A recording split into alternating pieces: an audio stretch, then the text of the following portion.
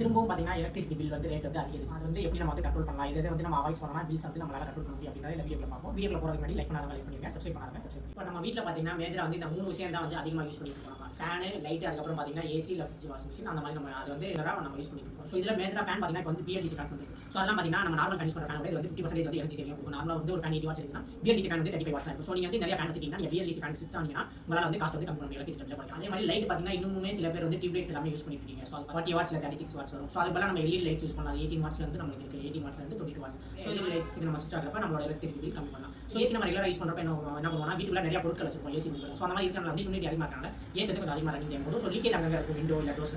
So அது பார்த்தீங்கன்னா இப்போ நான் கீழே இமேஜஸ்ல காமிக்கிற மாதிரி இந்த டோர்ல பார்த்தீங்கன்னா அந்த மாதிரி ப்ரொடெக்ட் பண்ணுறதுக்கு ஒரு ஸ்லீவ் மாதிரி ஆன்லைன் இருக்கும். ஸோ நீங்கள் அந்த மாதிரி வச்சு நீங்கள் வந்து உங்களோட ஏர் போகிற இடத்த வந்து லாக் பண்ணிங்கன்னா உங்களுக்கு வந்து அதிகமாக வந்து ஏசியோட கன்சப்ஷன் வந்து கம்மியாகும். ஸோ அதை வந்து நீங்கள் எனர்ஜி சேவ் பண்ணலாம். ஸோ அதே மாதிரி மறக்காம வந்து இன்னொரு முக்கியமான விஷயம், எதுவுமே நீங்கள் யூஸ் பண்ணல அப்படின்னா சுவிட்ச் ஆஃப் பண்ண மறக்காதீங்க.